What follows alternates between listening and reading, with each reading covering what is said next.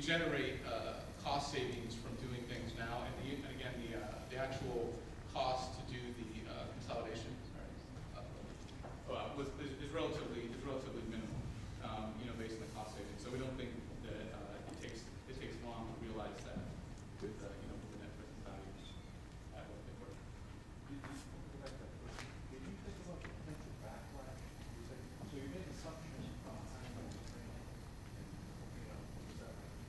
based on any Questions over. Thank you. Thank you. Good morning, everyone. I'd like to first thank Purdue for hosting us at this prestigious case competition, and also I'd like to thank our judges for giving us your time this morning. My name is Brent, and I'm from Michigan State University, and along with me are my teammates Samir, Rajdeep, and Wade.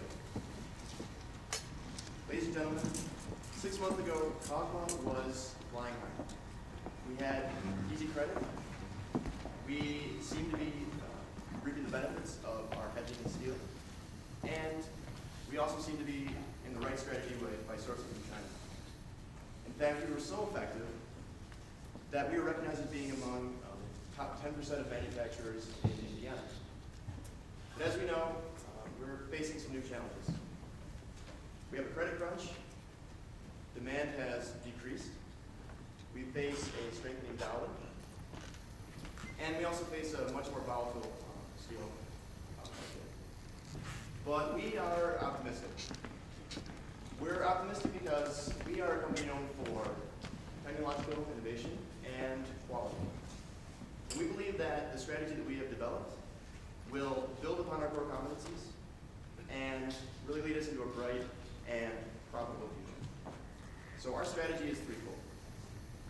We need to invest in international expansion. We need to increase operational and efficiencies and flexibility. And we also need to utilize hedging strategies. So before we delve into these a little bit deeper, just like to give you an overview of what this strategy means.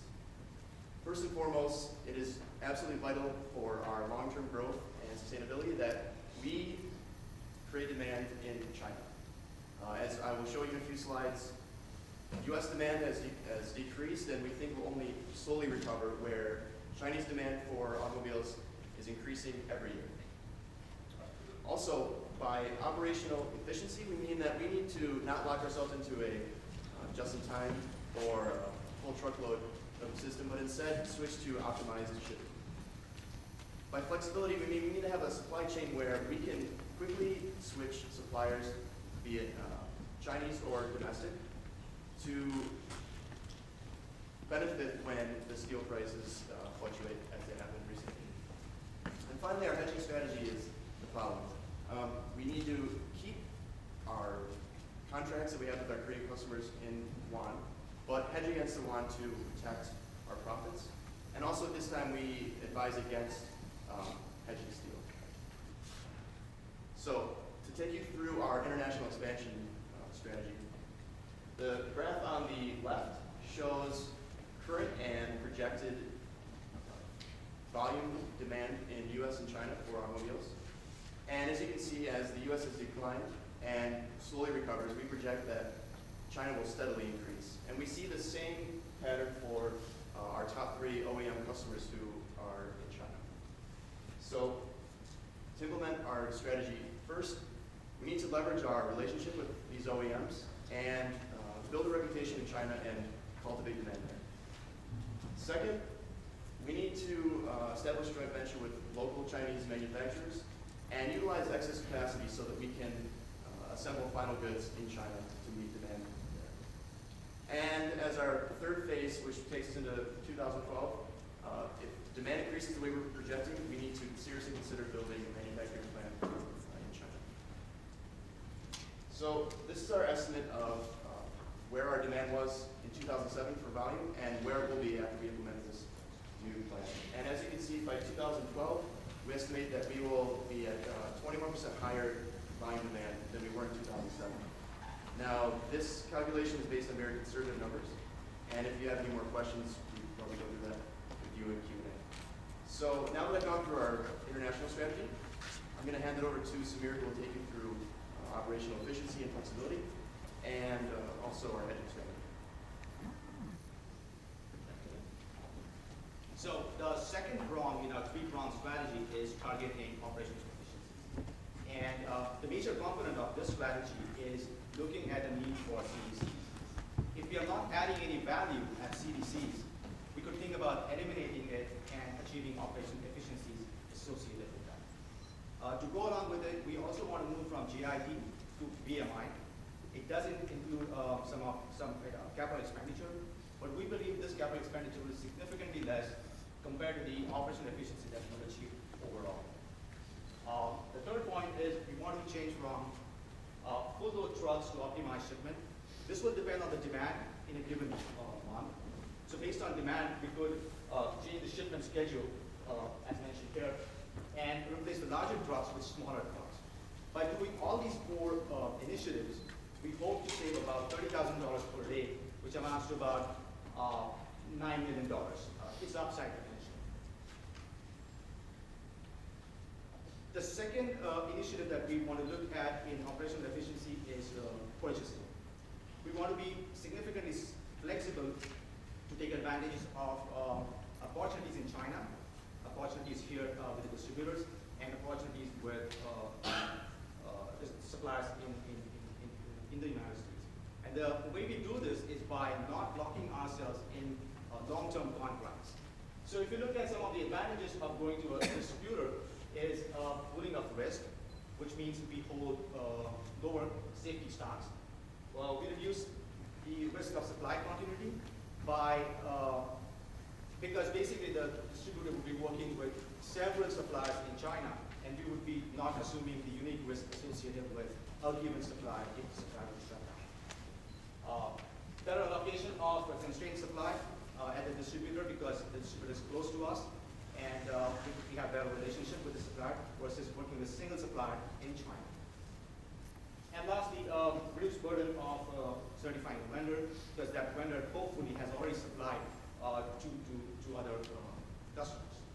So what are we paying for this? We're paying 46% premium, and that's too high, we think. Even if you maintain just the safety stock and go to China and just, if they're out in the risk to consume from a safety stock, we stand to benefit from this. So we definitely want to look at opportunities in China, which we did in phase 1 about 6 months back.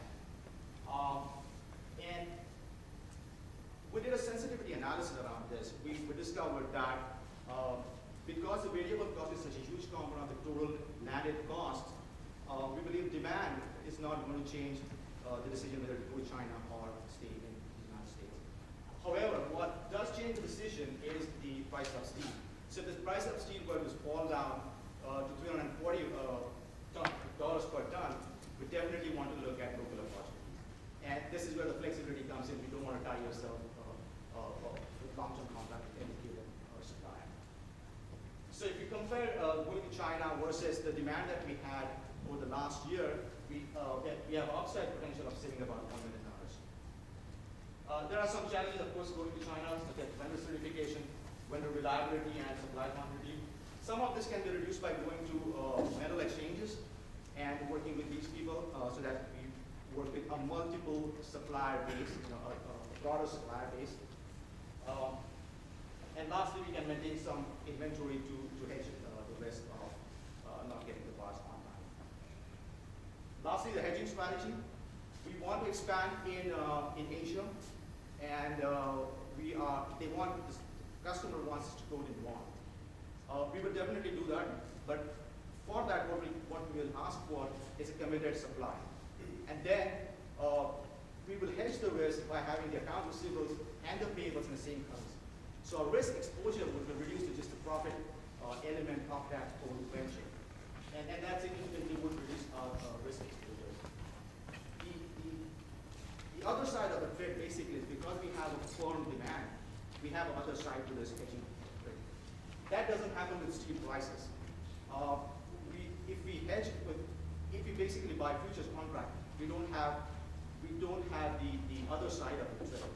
So we basically speculate. Unless we have significant amount of competence in this area, we recommend that we don't do it.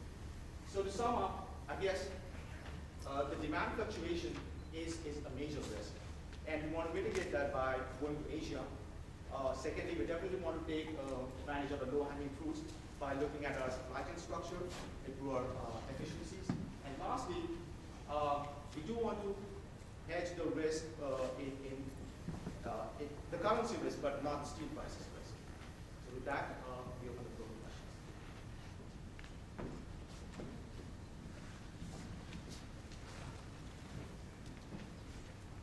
Question.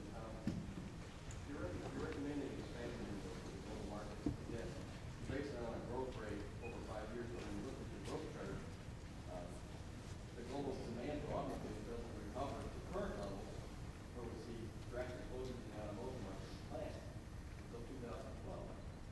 But where does that conflict resolve itself with the excess capacity of the States you're recommending expanding in a global market with the global demand not equalizing in 5 years? Yeah, the global demand didn't come back until 2012, but because we are a small player, we are not expanding to a lot of countries. What we are focusing now is US and China. When we combine our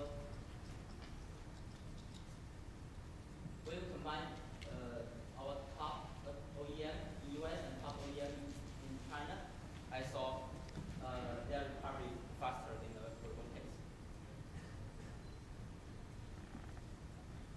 Interested in what makes you feel like you've got such a strong core competency to really enter into the competitive market within China? The first is in China, the volume is growing, but they are facing more and more extensive competition there.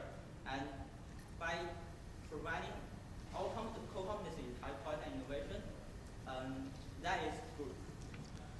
That will be more and more important for the key OEMs. And we understand we are a newcomer to the Chinese market, so we will start by approaching our traditional OEMs like Toyota, Ford, GM. And since we have a relatively small volume, right now we have only 400 products a day, and it's relatively easy to get a relatively small market share from the Chinese market. And by doing so, we established our production base in China or relationship in China that will help us to future grow in China. To add to Wei's point, we are not directly entering China, not making a plan there. We are entering through a partnership, and over the next 3 years, possibly we'll explore the market, penetrate the market, and then we'll go for a plan there. And that would be our strategy. And a very important point is the local partnership, especially in China market. That's the key in our first phase. We need to find a reliable partnership, and by doing that, we can.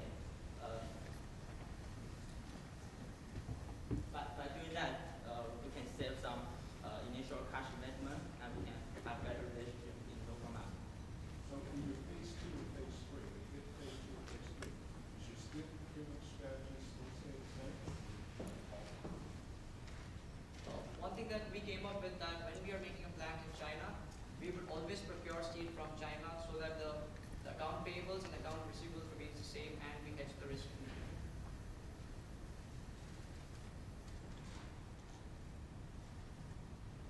The case actually shows a discussion about a Korean customer who's gone directly to China and reflecting expansive growth in China. How are you going to address the Korean customer that's at our doorstep now? Well, we were showing flexibility of working with our current customer by keeping the price quoted in yuan, and that was sort of what we talked about in our hedging strategy. So we don't necessarily see a conflict there. I mean, at this point, we know that China is key to our future growth. So we need to make sure that we keep our Korean customers happy and get into China at the same time. You mentioned in that you do your accounts payables and receivables in yuan. If you're in China, how are you going to convince the Chinese to allow you to pay them in yuan? No, I was saying that if we make a plant in China, in that case, our steel procurement strategy would be buying steel from China and keeping the account payable and receivable the same. But yeah, if we are making a plant in Korea, then possibly we'll explore the suppliers there. The way it would start, I guess, is with completing large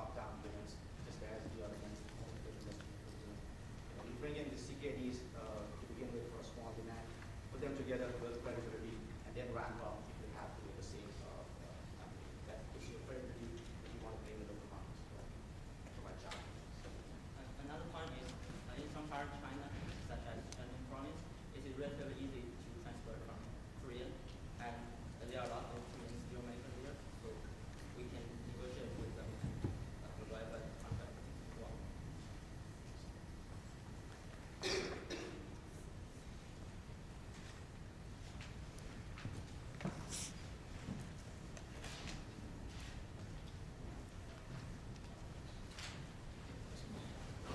Thank you. So we move on to the last